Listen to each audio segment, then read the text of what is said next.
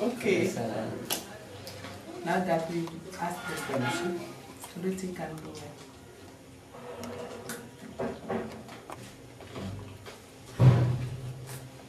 Okay.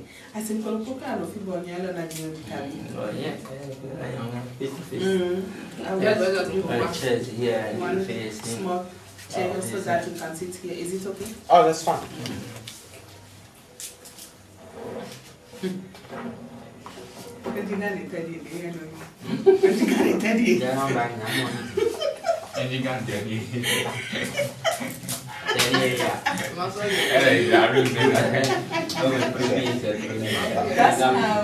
That's how kids learn here. Yeah.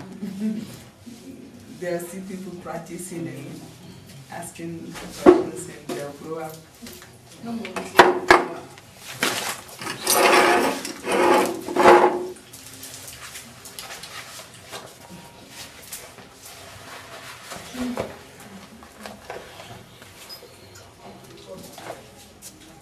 Hello.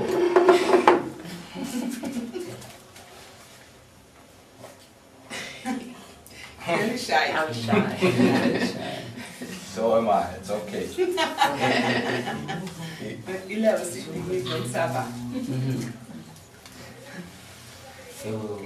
Just answer my questions, or? Yes, I think so. Okay. That will take us time. Okay. Just a few questions. One is about your belief and how it connects to the idea of freedom. That's one question. Another is if you can talk a little bit about I know that the name Amazon is not the correct name. I know that there's a correct name for the women here and what their role in society has been. That would be another question I would want to discuss. And then lastly, just wow.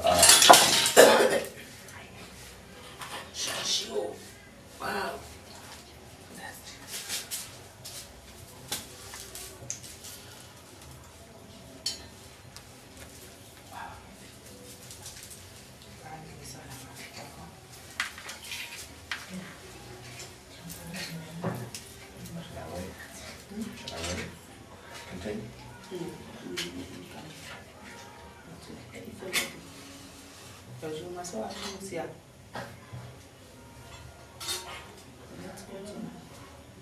Yes. Continue. Okay. And then the last about you know, Adanozan and DeSousa and what your thoughts are about just that process between Adanozan to Guezo, and then, you know, just what your thoughts are about that. You know, primarily history. You know, What happened? Yes, yes, those sorts of things. Okay. So maybe I will start with your first question. Can you go over it? Sure. what are your thoughts about voodoo and its connection to freedom? Just generally, I mean, certainly slavery is a part of that in history, but more just generally how voodoo as a religious practice connects to the ideas of freedom or liberty. First of all, let me tell you that voodoo is a religion, as you know, and it's as old as the creation of the world here.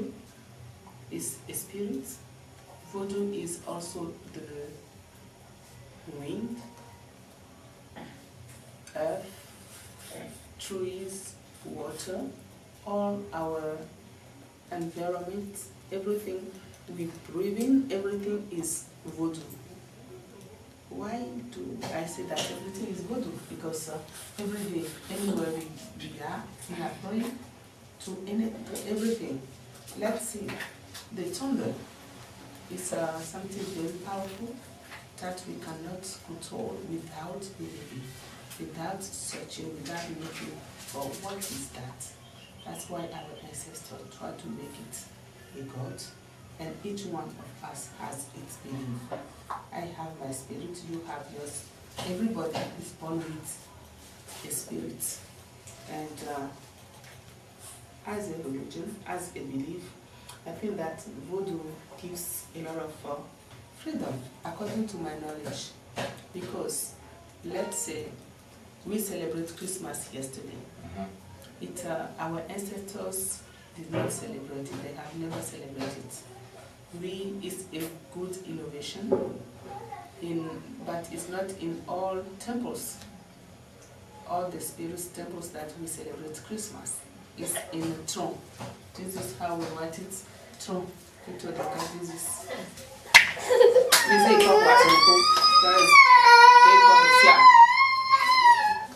is how we write it. Throne. And I can tell you that throne is not a voodoo from Benin. Throne is straight from Ghana. And the first man who started worshiping throne is Ajakosi. From Ghana, it came to Togo, and from Togo is in Benin today. And it's about 10 years ago that we start celebrating Christmas of throne in Benin. Voodoo gives you a certain freedom of living, your thinking, because as intellectuals are being initiated now, they bring in a lot of changes. They could write their own story, they could do everything. And as a voodoo practitioner, I think that you can stand for yourself. It gives you a lot of tools to fight for yourself. You are not under the Western religion, because that is not your thinking, that is not your own. Then you have to follow all the rules without thinking. That's what you are told to do. But since you have the knowledge to say that I choose my own religion, that is a big thing for me, to be able to choose. Because I'm saying that is big thing because in our world today, in Benin, we have about millions new religions. And they're trying to tell you that your voodoo is evil. Voodoo is not something that you have to worship. Even in my family, everybody is Catholic except Martine today. My mother prays to Jesus every day, every minute, and is always with her Bible. But I have my shrine in the same house. And, I'm free to do mine, and she is free to do hers. I choose voodoo because, I was born Catholic. I search, I said, no, those people, they are fooling me. I'll go back to my indigenous religion. And since I start practicing my own religion, I feel peaceful, more peaceful, because no white spirit will talk to me in my dream, will lead me in my actions. But with this, if you tell me, Martine, how can I solve this problem? Or if I'm thinking of doing something, I will have it, just my answer. Those 4 pieces of cola nut will give me my answer. If I cannot find the right answer here, I will ask him, okay, do you want me to wait a little bit? He will tell me, yes, wait a little bit. We talk, and sometimes I sit here and I just laugh like I'm talking with somebody, it's fantastic. And I can pick my own herbs, I can, and that opens your mind. That's how it started. It opens your mind, it gives you a lot of authority and freedom. Freedom is very important to me as a human being, as a woman, and as a voodoo practitioner. As a free person, I was happy to discover voodoo and see how beautiful it is to worship. It is like I'm free to fly, I'm free to do anything, and it's also powerful. What is great is if you have very strong belief, everything you want comes true. And I say that voodoo is religion, our indigenous religion, but it's based on your belief. You have to believe, and you have to respect also the rules. Because here I am, my spirit is a throne, and I'm the priestess of throne. Throne. If we want to say, we say throne Amenega, turn the person to life, bring him back to life. So our role is to fight for people, to be healthy, to fight witchcraft, to fight evil, and help people to solve their problems. Voodoo is very important. Freedom is very important. And as a woman, without your freedom, you're not human beings. Your personality is taken away from you. If we go back to the slaves, our ancestors were not free.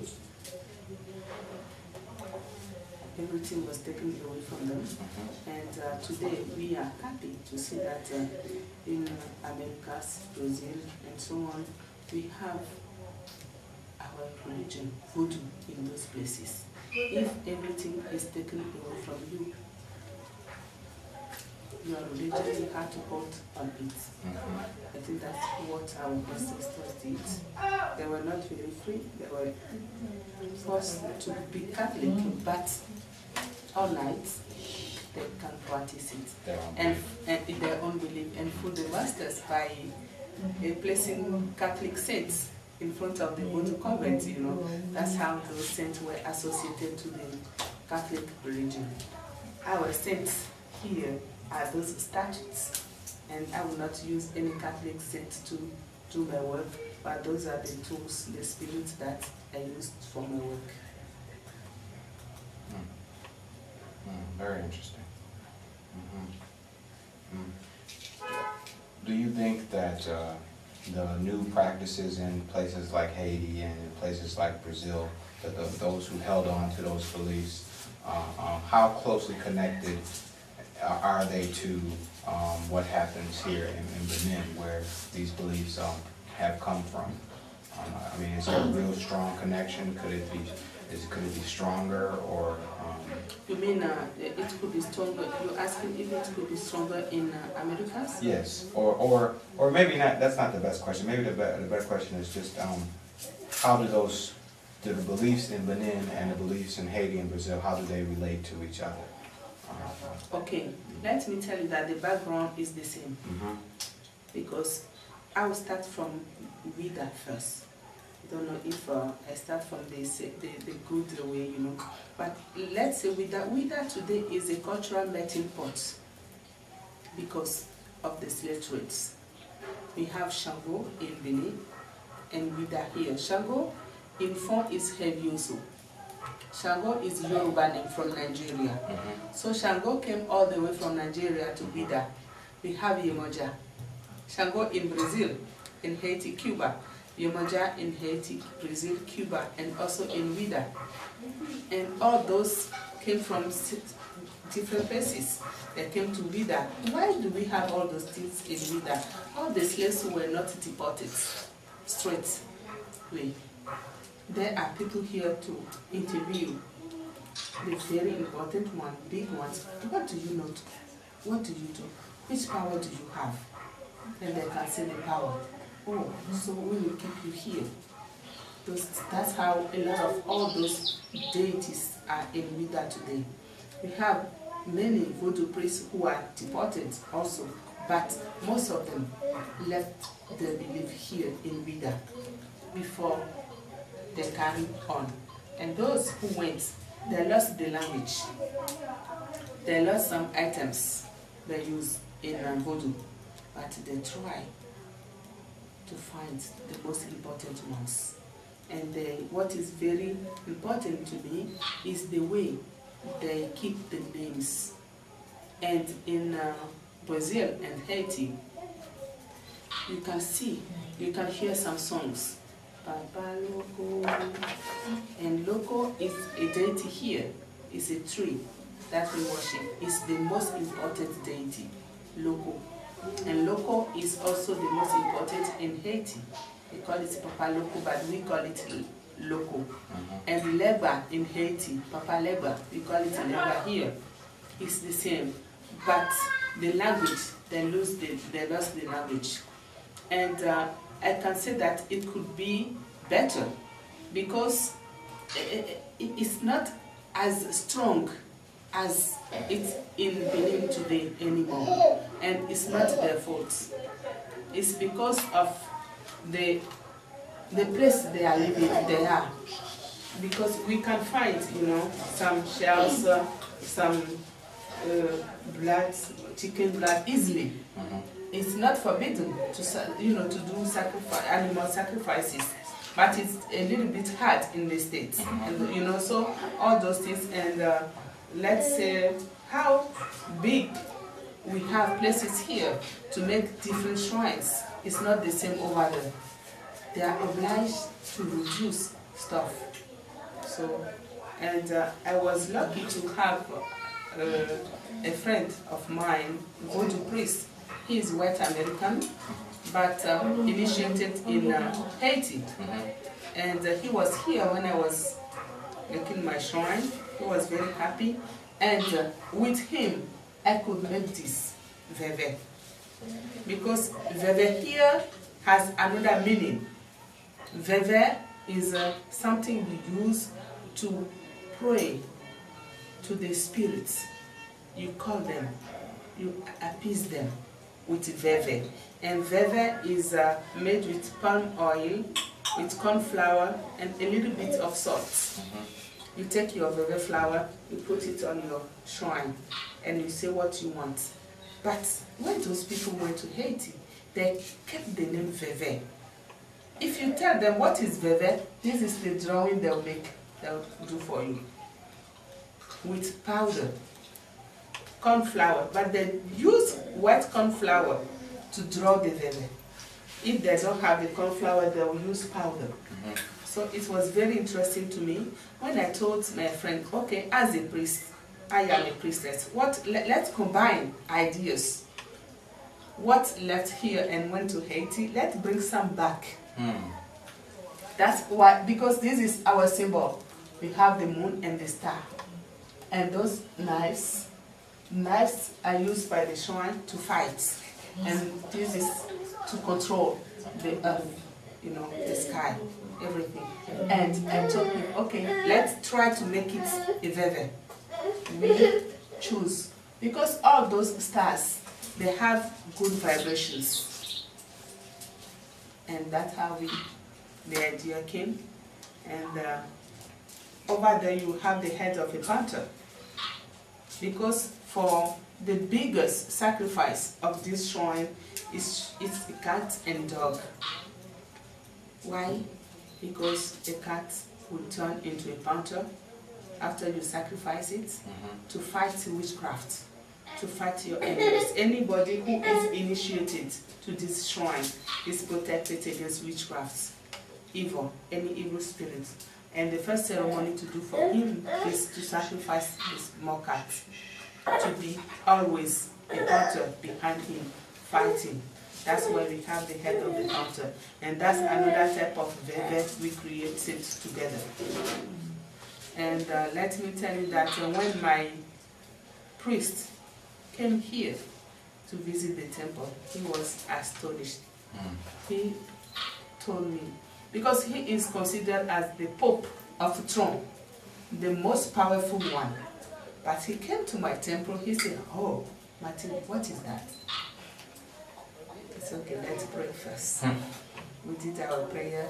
He sat here, and I said over there, "Give me the explanation of your drawing.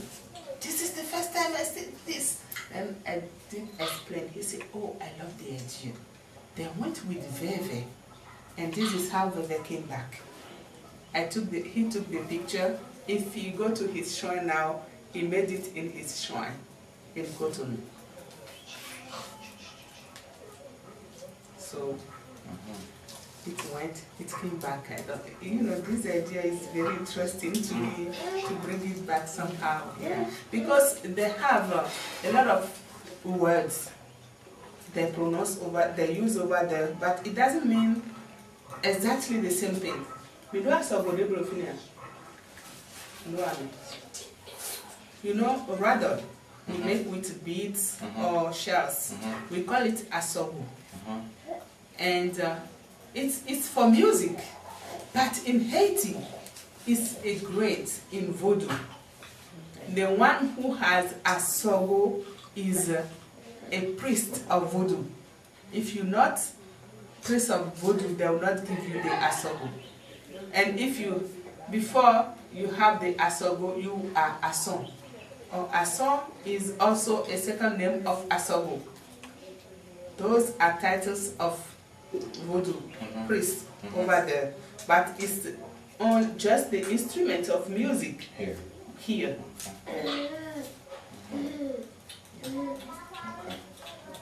I don't know if no, that has definitely answered my question. Okay. Definitely. Okay. But my next question then would be about the women. I've heard them called Amazon. I don't know if that's the correct term. I would like to use the correct term in the Fawn language, and also just know something about the history of these women. Last time when we visited, I remember we saw the dance, and I was I got to film it, I got to take really good pictures, but always my desire was to really be clear about exactly who they are and what they mean to the history here. Yeah. Those women, they were not Amazons before. We call them Beto. Beto means hunter. I can't remember under which king. Yeah, I was trying to... I told you. Yeah, I was trying to remember too last time where we were.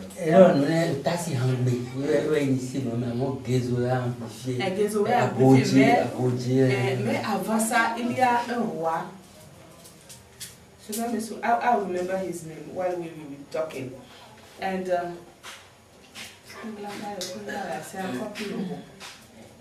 that king was the one who started training the women to be hunters. Those very, very powerful women.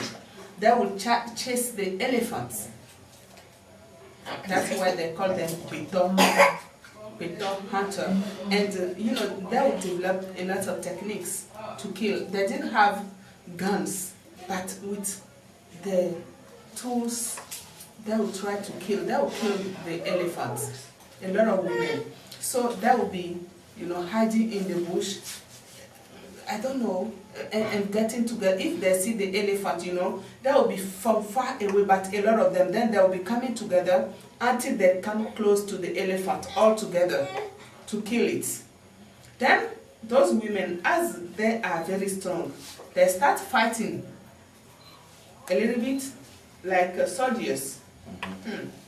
Then when King Gezo came in 1818, that I don't forget that date, 1818, he, before, you know, using those women, he tested them. And he saw that King Agaja used them before to be able to conquer the Wida in 1727. How did he use them?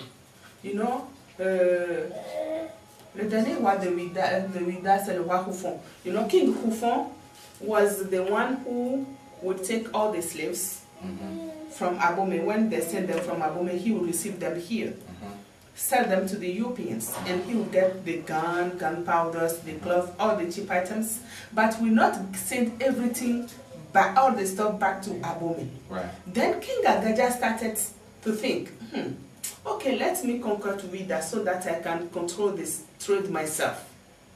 Okay, they fought for a few years.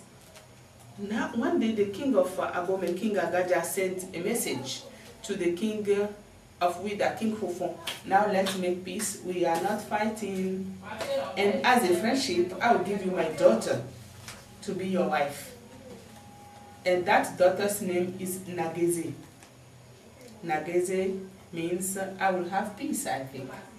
Am I giving the right explanation? Nageze? I will grieve or I'll have peace. Yeah, so I can grow now, or I can escape. Escape now. I Yes. can can escape escape now. yes. I can be good now. I can grieve now. Yes, You know. yes, So Nageze came here as a wife of King Hufon.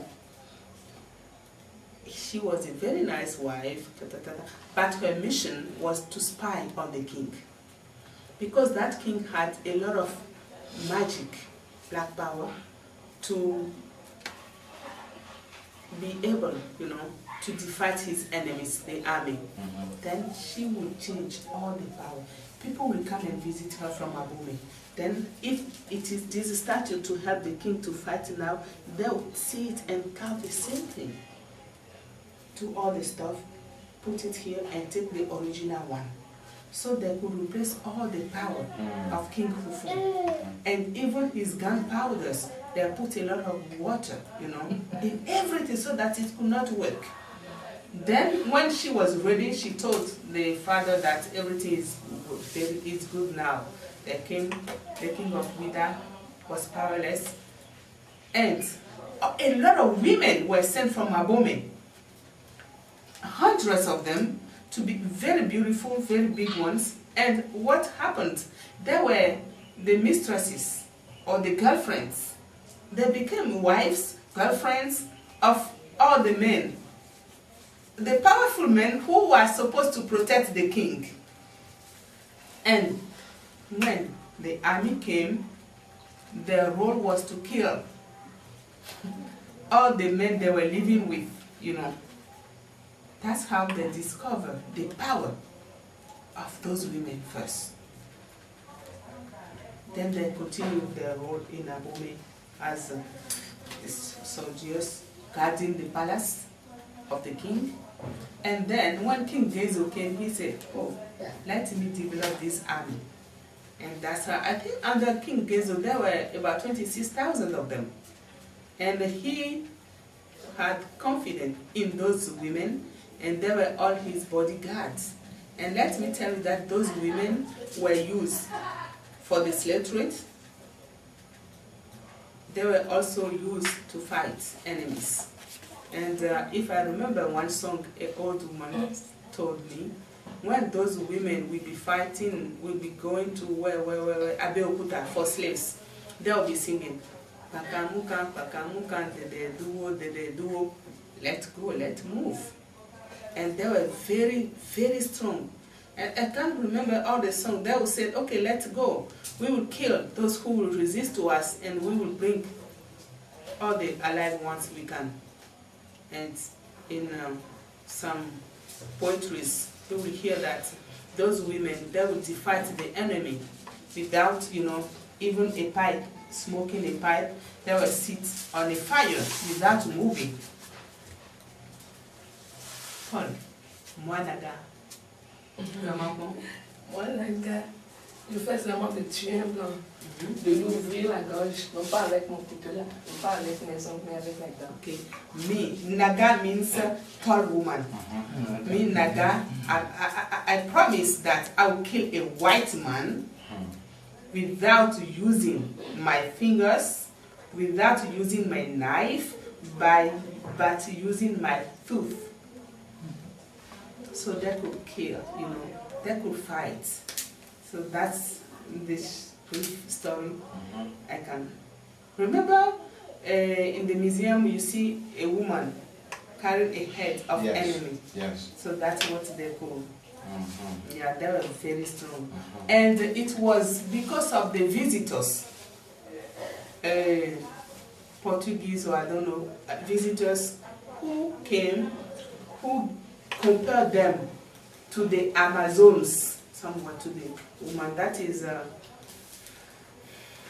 name from, you know where that name comes from? Amazon? Yeah, I mean, I've heard it. It's a river in South America. Yeah, Amazon. And then also to, there's a Greek story of these. Exactly, it's from Greek story. And Amazon River is where my great-grandmother was born. The Don Francisco Felix DeSousa. Yeah. That's Amazonas. his mother came from that place. Amazonia.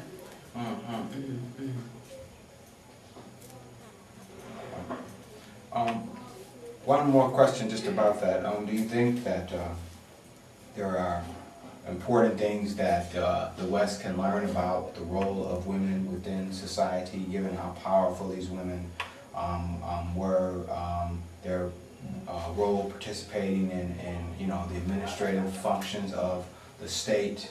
I mean, what do you think that there are lessons that like people in America, people throughout the entire Americas could learn about how women can participate or be involved within a society? Yes, I think so. I think it's very important for people to learn, to know about what women can do in our society, in African society. I love one exhibit is Women Built Africa. Yeah, because it's to show the power of the woman and to show how much a woman can do.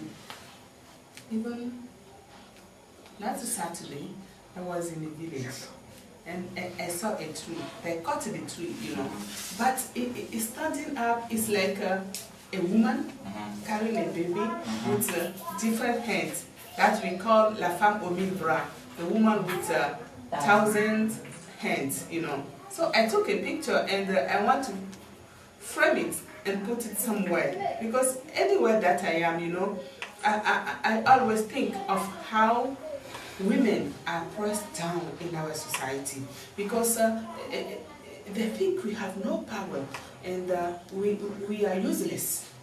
The only thing that we can do, we're here for sex and we're here to make baby and cook for women and cook for men. Right. It's not true. That's right. It's not true. We are capable. We can do a lot of things. And I can see that where you put the woman, the woman can rule better, can do better. Yeah, excuse me, I do better than No, I think that's true. We've had enough chances to fight and kill each other, so maybe someone else needs to. Yesterday, I told you, we stayed up all night celebrating Christmas, but I see all those priest men, they will do everything, all the purification ceremonies, they'll cleanse themselves before women. I was shocked, but every time that I'm among them, I'm annoyed. Because it shouldn't be that. And if you see people talking, oh, she's just a woman. It's not true. No. No, we are not like that. We are powerful, and we can do something. We are capable. If that exhibit I'm talking about, I love one piece.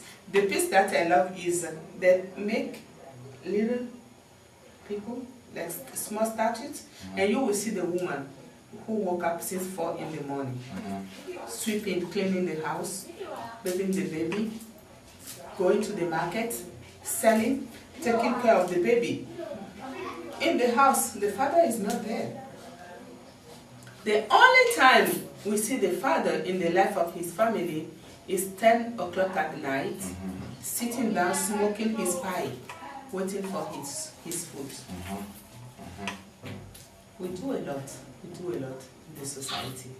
And yes, you know, I'm doing a work with villages sensitization, because what revolts me is our ancestors, they've been through the slave trade, but now in the same Africa and in this same Benin, we're having another form of slavery again. We're having another form of slavery again. It's child traffic. Very wealthy people from town, since a lot of women, they are in business now, and they are in offices. They need maids at home to take care of their children, to help them. But instead of hiring Kuna person, they are looking for cheap labor. Then it's become a business. They are intermediaries. They will go to a villages. They will talk to very poor people. Oh, how are you? Are you well? Okay, now I hear that your child is not going to school. Okay, can I help you a little bit? Because we are living in a very big town and we are very wealthy. And can I take your daughter so that I can put her in school and she will come back, very rich for you? The poor man or the poor woman who have never been to the city, she will say yes. Oh, that would be a relief. Because those families, they have about 10 children, 10, 12, 9. Okay, can you take 2 of them? Yes, sure. I have my sister. They will take 2 from you. They'll collect them from houses. And by the end of the week, they have about 16 girls. From 8 to 12 years or to 15 years. Even sometimes they are 6 years old. They'll take them to the big towns and they'll rent them out. Maybe Mesme is my partner, business partner. If I bring them, I will hand them to Mesme. Mesme already has a list of people with their phone number. He will just call them. The merchandise is here. He'll just come and collect the children.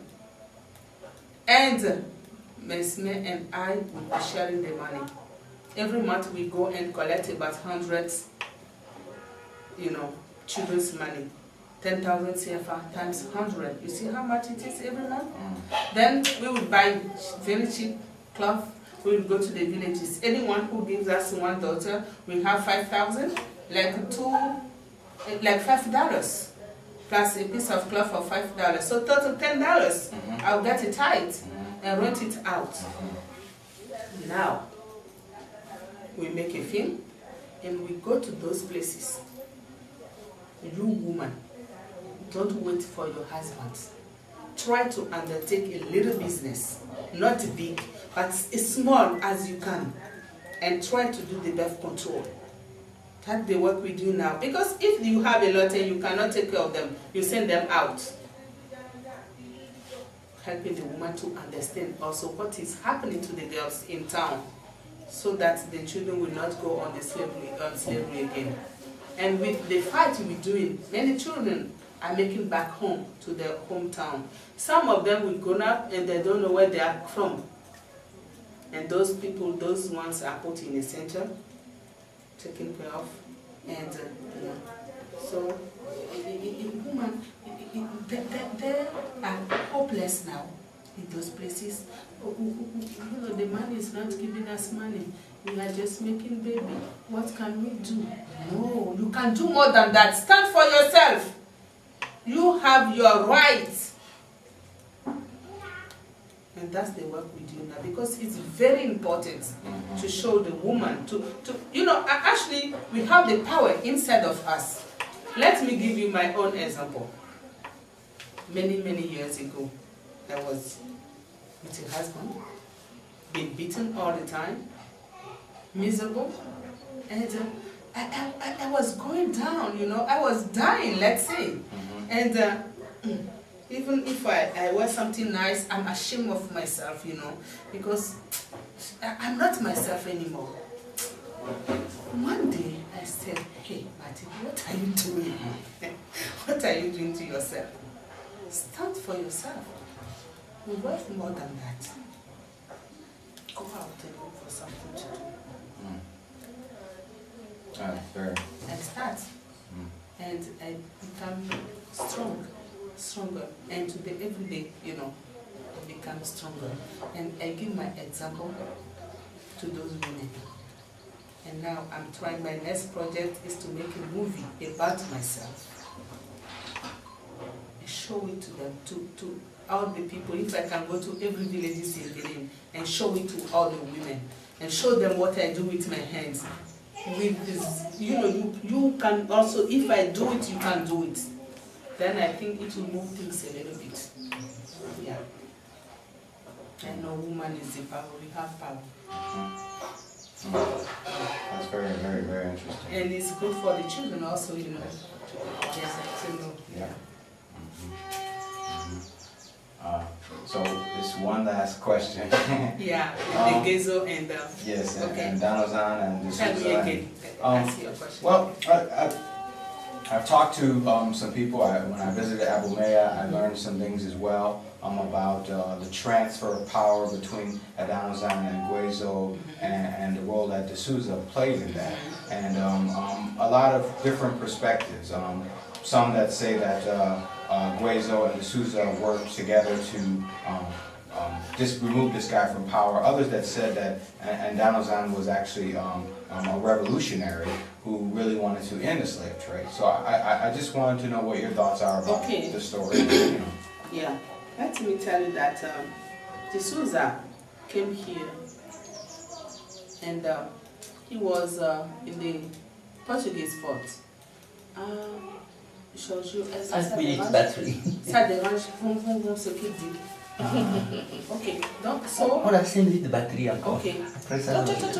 So, DeSousa, do you have another battery? Nope. So DeSousa, was sent as a commandant in the Portuguese fort. He will give up his job 2 years later, will go to Brazil and will come back on his own for the business of slave trade. He will start working with Adanozan. Adanozan will sell him slaves.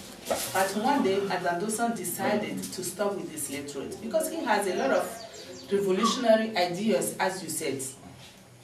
The human being sacrifice, he said, stop sacrificing people.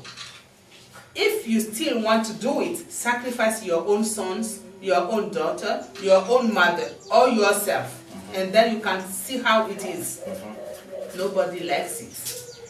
He will say, okay, instead of selling those people, let's keep them in Benin, in Dahomey, and develop the country. Nobody wanted. He sold the mother of King Gezo to Brazil for them to taste, to see if it is good or not. DeSousa will go to him and want to buy. Adanozan refused, but DeSousa was angry. As a king, Adanozan jailed DeSousa. He will stay in jail for 8 months. He will even put DeSousa in the pot of indigo, big ones, and rule him. I want to dye your skin. I will turn you black. But DeSousa could not turn black. And 8 months later, he became friends with the future King Gezo. He was a prince under the name of Gape. Then he told Gape, if you help me to escape from the jail, I'll help you to become a king. It was a big deal, a good deal. The prince went to tell the king at Adanozan that the white man is dead. Go and bury him. I don't want to see his dead face. DeSousa was transported alive from Abomey to Alesho, to Togoland. DeSousa will come now back for the coup d'etat, the coup. Then Atadozo will be jailed, and the Prince Gape will become a king under the name Kezo, and DeSousa will be named the Viceroy of Dahomey. That was in 1880. But we are coming close to the abolition of the slave trades. So they did the illicit trades, DeSousa and Gezu. And after the slave trade was really over, they were in the business of palm oil. And that's how we have cassava in Benin, okra, tomato, and some other food. DeSousa brought all those from Brazil to his friend Gezo, and DeSousa helped him to develop the culture of palm oil in Dahomey. So that's what I know of. And let me tell you that DeSousa helped Gezo to have his mother back from Brazil to Benin.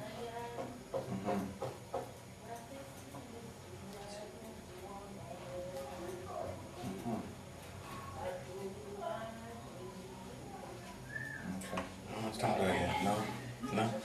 Sometime. 5 minutes. That really answers my question. I mean, yeah, I think that really answers my question. I just wanted to get your perspective on and see kind of what your thoughts were about it. You think DeSousa? I think that in some ways he may have helped to develop the country. Do you think that's true, or? Yes, yes. You know, DeSousa was a slave trader, of course. I don't like that idea, it's not good. But at the same time, he did bring a lot to the economy of Dahomey. He brought all his his bright ideas to King Gezo, who was also good to learn. I don't know if I'm using the correct words, so that they join their efforts to develop. DeSousa helped a lot in the economy by bringing all those stuff in Benin, by helping to develop. Because DeSousa was thinking ahead. After, we are making a lot of money now. So after the slave trade, what are we going to do as a business? Let's start growing palm nuts, palm trees, so that we can make palm oil and start exporting. So everyone, any baby who was born, you know, if the baby is born, we cut the umbilical cord and we bury it. And anybody who bury the umbilical cord of his baby should plant one palm tree. So one baby, one palm tree, one baby, one palm tree everywhere. And aside from that, they are making big farms of palm oil. That's how they could develop the economy of Dahomey in 1818 at that time. The tomato, the cassava, the corn, you know, they brought a lot of stuff here. So DeSousa did a lot. I think if you see Professor Adande Joseph, if he's in Benin, he did the work on all the good stuff, all the, you know, the economy, of what DeSousa did in the economy, his participation to the economy of Dahomey. It was part of a colloquium, I think, of Aguda, of Portuguese in Porto Novo a few years ago. I didn't attend that, but he told me that it was great, and he developed that. Equivalent. I don't have the document he wrote, but he did a lot, I hear. Yeah. Well, I have his name so I can look it up. Yeah, Adande Joseph. Joseph Adande. Okay. I don't have his number, but somebody will have his number. Yeah, I think I can get his number because we call him to present something about the masks. Okay, great. Yes, great. not long time. Okay. If he's in Benin, he can tell me a bit about it. Okay. Yeah, Adande Joseph. Okay. All right. Are we done? 3 minutes. Yeah. We can stop. We can stop. Battery finished. Yeah. Okay. We can stop. Battery.